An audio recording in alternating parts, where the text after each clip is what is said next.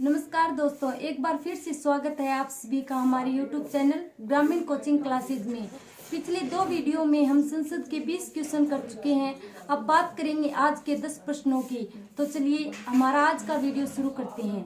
आज का हमारा 21वां क्वेश्चन है, लोकसभा के अध्यक्ष को अध्यक्ष पद की शपथ कौन दिलाता है? लोकसभा के अध्यक्ष को अध्यक्ष पद की शपथ कौन दिलाता है?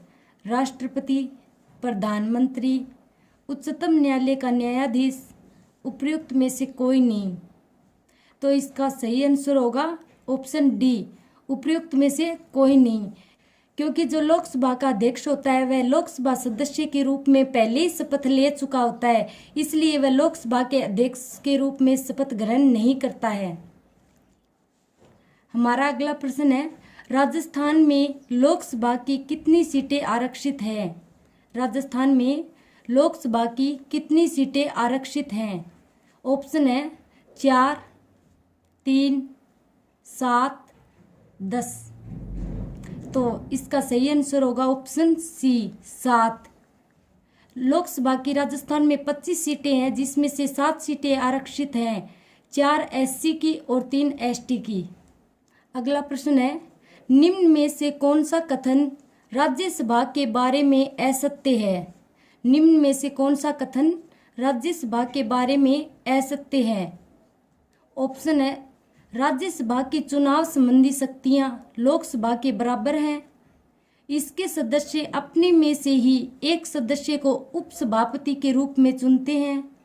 उपराष्ट्रपति को उसके पद से हटाने की कार्यवाही राज्यसभा में शुरू हो सकती है। उपयुक्त में से कोई नहीं।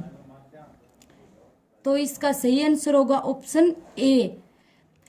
क्योंकि राज्यसभा की और लोकसभा की जो चुनाव संबंधी शक्तियां हैं वो बराबर नहीं होती है, और जो ऑप्शन बी और सी है वो सत्य कथन होंगे। क्योंकि राज्यसभा के सदस्य अपने में से ही एक सदस्य को उपसभापति के रूप में चुनते हैं, और जो उपराष्ट्रपति होता है वह राज्यसभा का पदेन सभापति होता है, इसलिए उसे हटाने की जो कार्यवाही है वो केवल राज्यसभा में ही शुरू हो सकती है। हमारा अगला प्रश्न है, लोक लेखा समिति की जुड़वा बहन के नाम से किस समिति को जाना जाता है? लोक लेखा समिति की जुड़वा बहन के नाम से किस समिति को जाना जाता है? ऑप्शन है, सरकारी उपक्रम समिति, प्राक्कलन समिति, नियम समिति, अधीनस्थ विधायन समिति। इसका सही आंसर होगा ऑप्शन बी, प्राक्कलन समिति। प्राक्कलन समिति को लोक लेखा समिति की जुड़वा बहन के नाम से जाना जाता है।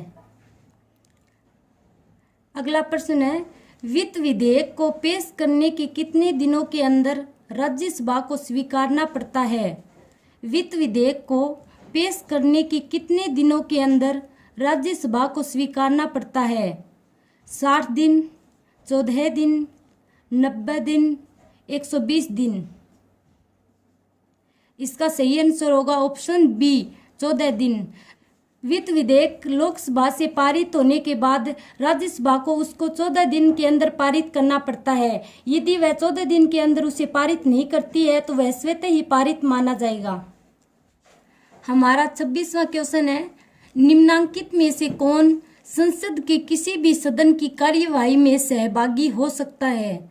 निम्नांकित में से कौन संसद के किसी भी सदन की कार्यवाही में सहभागी हो सकता है? उपराष्ट्रपति, सॉलिसिटर जनरल, अटॉर्नी जनरल, मुख्य न्यायाधीश। इसका सही आंसर होगा अटॉर्नी जनरल, यानी महान्यायवादी। महान्यायवादी होता है वह सदन के कार्यवाही में सहभागी हो सकता है और अपने विचार भी प्रस्तुत कर सकता है, लेकिन मत की स्थिति होने पर वह अपने मत का प्रयोग नहीं कर सकता है। हमारा अगला प्रश्न है, राज्यसभा में सदस्यों की अधिकतम संख्या हो सकती है? राज्यसभा में सदस्यों की अधिकतम संख्या हो सकती है 500, 550, 250, 200। इसका सही आंसर होगा ऑप्शन सी, 250। राज्यसभा में सदस्यों की अधिकतम संख्या है वो 250 हो सकती है। 238 राज्यों एवं केंद्र शासित प्रदेशों से एवं 12 सदस्य राष्ट्रपति मनोनीत करता है? हमारा 28वां क्वेश्चन है, भारत में संसद के सदस्यों का निर्वाचन किसकी देखरेख में होता है? भारत में संसद के सदस्यों का निर्वाचन किसकी देखरेख में होता है? राष्ट्रपति, उपराष्ट्रपति, निर्वाचन आयोग, सर्वोच्च न्यायालय। इसका सही आंसर होगा ऑप्शन सी, निर्वाचन आयोग। भारत में संसद के सदस्यों का निर्वाचन है वो निर्वाचन आयोग की देखरेख में होता है। हमारा अगला प्रश्न है, धन विधेयक कहलाता है? धन विधेयक कहलाता है। ऑप्शन है, संचित निधि से विनियोजित करने वाले विधेयक, करों को लगाने वाले विधेयक, करों को हटाने वाले विधेयक, उपयुक्त सभी। तो इसका सही आंसर होगा उपयुक्त सभी, क्योंकि ये सभी प्रकार के विधेयक है वो धन विधेयक कहलाते हैं। संचित निधि से विनियोजित करने वाले विधेयक, करों को लगाने वाले विधेयक, करों को हटाने वाले विधेयक, तो इसलिए इसका सही आंसर होगा उपयुक्त सभी। हमारा अंतिम क्वेश्चन है, कोई भी व्यक्ति बिना संसद सदस्य रहे अधिकतम कितने समय तक प्रधानमंत्री या मंत्री पद को धारण कर सकता है? कोई भी व्यक्ति बिना संसद सदस्य रहे अधिकतम कितने समय तक प्रधानमंत्री या मंत्री पद को धारण कर सकता है? 1 माह है, 6 माह है, 9 माह है, 12 माह है। इसका सही आंसर होगा ऑप्शन बी, 6 माह है। यदि कोई व्यक्ति संसद का सदस्य नहीं है तो वह 6 माह तक प्रधानमंत्री या मंत्री पद को धारण कर सकता है। अगर वह 6 माह पश्चात किसी सदन की सदस्यता ग्रहण नहीं करता है तो उसको अपने पद से इस्तीफा देना होता है। धन्यवाद।